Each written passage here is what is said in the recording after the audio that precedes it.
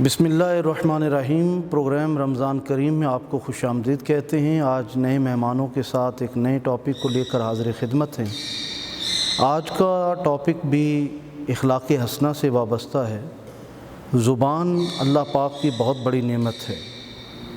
कुरान हकीम कहता है कूलू कौलन सदीदा, कि इंसानों इस ज़ुबान को इस्तेमाल करो तो सीधी सीधी बात करो, घुमा फिरा के अपनी ज़ुबान को इस्तेमाल ना करो। मौला कायनात मौला अली शेर खुदा फरमाते हैं कि इंसान ने क्या बोलना है ये वो बात 2.5 साल में सीख जाता है, लेकिन किस जगह क्या बोलना है ये सीखते हुए पूरी ज़िंदगी गुजर जाती है। ज़ुबान एक ऐसी नेमत है कि अगर इसका अच्छा इस्तेमाल किया जाए तो इंसान को जन्नत के दरवाज़े तक ले जाती है, और अगर इसी ज़ुबान को गलत इस्तेमाल किया जाए तो ये इंसान को जहन्नुम की गहराइयों में जा फेंकती है।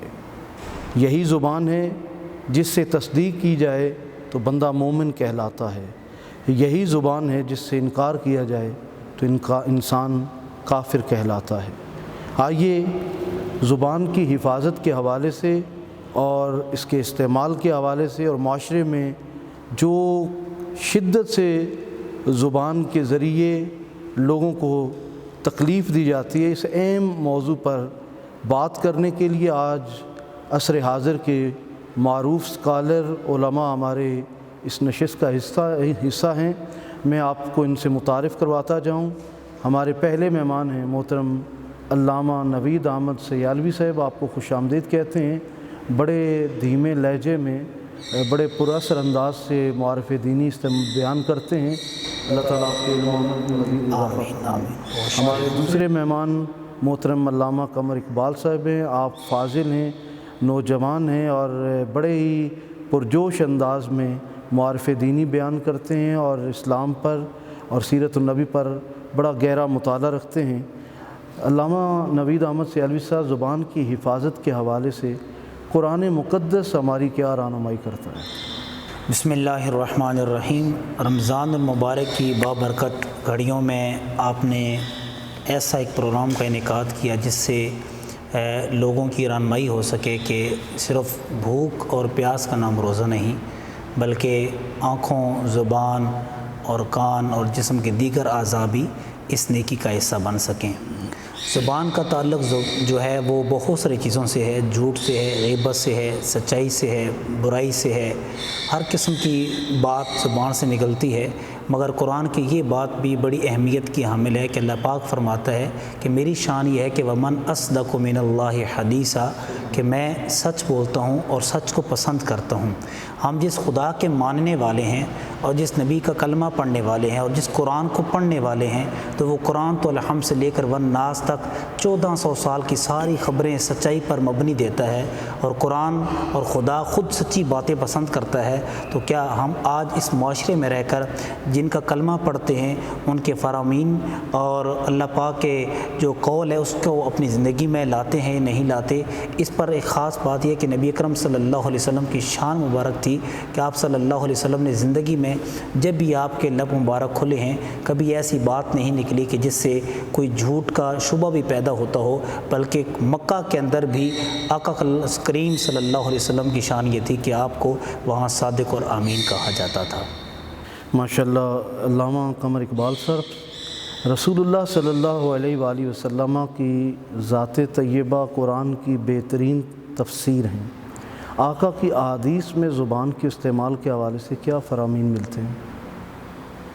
हुज़ूर अलैहिस्सलाम की ज़ात व बरक़ात और आपकी ज़िंदगी का कोई भी गोशा ले लें, कोई भी पहलू ले लें। अभी ऐलान नबूवत से पहले जब मक्का के अंदर हुज़ूर अलैहिस्सलाम को काफिर भी सादिक और अमीन के नाम से जानते थे। वजह क्या है कि हुज़ूर अलैहिस्सलाम ने अपनी सीरत के साथ अमली तौर पे ये बताया कि जो भी अल्लाह तबारक व तआला का ने हुक्म दिया है उसको सच और हक़ बयान करना, यही सीरत तैयबा का अहम गोशा है।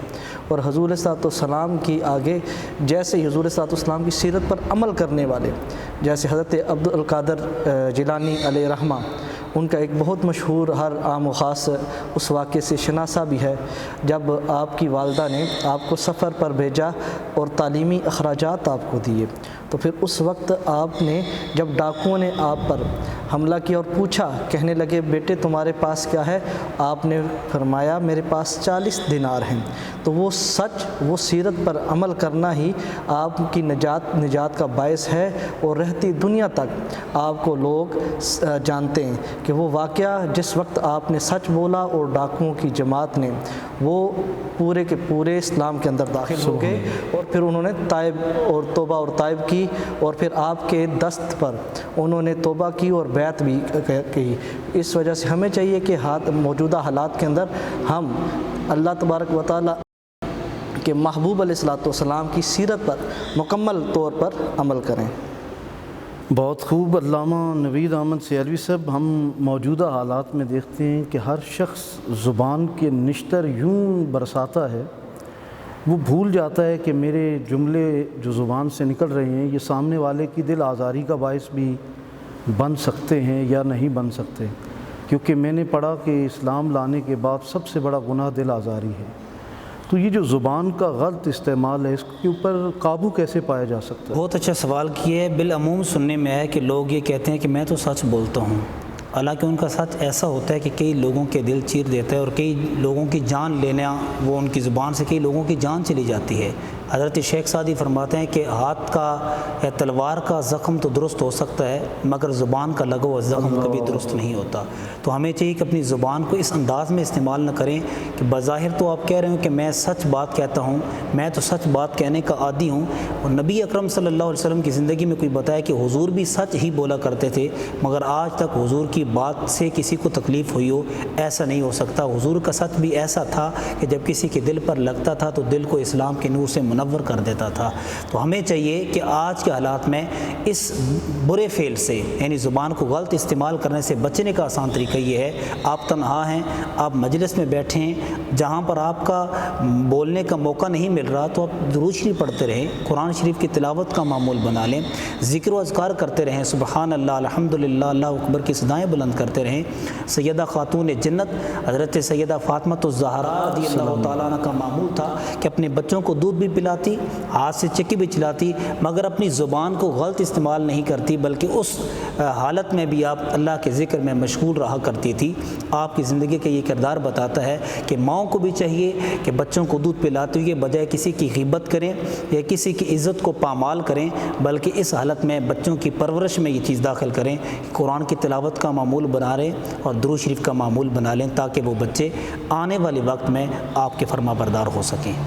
علامہ قمر اقبال صاحب، پروگرام اختتام کی طرف بڑھ رہا ہے، لیکن موجودہ حالات میں ہم زبان کو کیسے استعمال کر سکتے ہیں بہتر، یا اس کو بہتر استعمال کرنے کا کیا طریقہ ہو سکتا ہے؟ موجودہ حالات کے اندر سب سے پہلی چیز تو یہ ہے کہ چھوٹے اب جو جنگ ہیں، چھوٹے بچے ہیں، اور ان کو اپنے والدین کے ساتھ، بڑوں کے ساتھ، بڑے بہن بھائی ہیں، اہل محلے والے ہیں اور رشتہ دار ہیں، دوست احباب، والدین کے دوست احباب، ان کے ساتھ نرمی کے ساتھ، پیار کے ساتھ گفتگو کرنی چاہیے، اور ان کو سلیقے کے ساتھ اور عزت کے ساتھ ان سے پیش آئیں، اور اسی طرح بچوں کے ساتھ بھی بڑے شفقت کے ساتھ پیش آئیں۔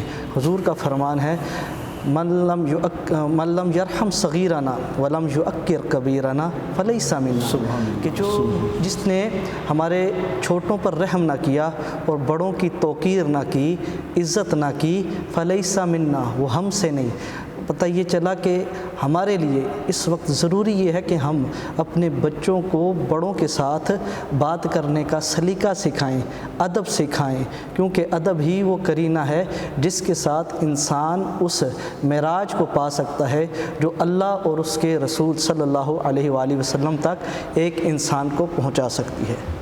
بہت شکریہ۔ ناظرین کرام، آج آپ نے سماعت کیا کہ زبان کا استعمال انسان کو عزت بھی دیتا ہے، اور یہی زبان اگر آپ غلط استعمال کرتے ہیں تو یہ آپ کی تذلیل کا باعث بھی بنتی ہے۔ کہا کہ بات کہنے والوں کا کچھ نہیں جاتا، بات سہنے والے کمال کرتے ہیں۔ اپنی زبان کا بہترین استعمال کیجیے۔ رسول اللہ صلی اللہ علیہ وآلہ وسلم کا فرمان ہے کہ جسے نرمی عطا کی گئی اسے خیر کثیر عطا کی گئی۔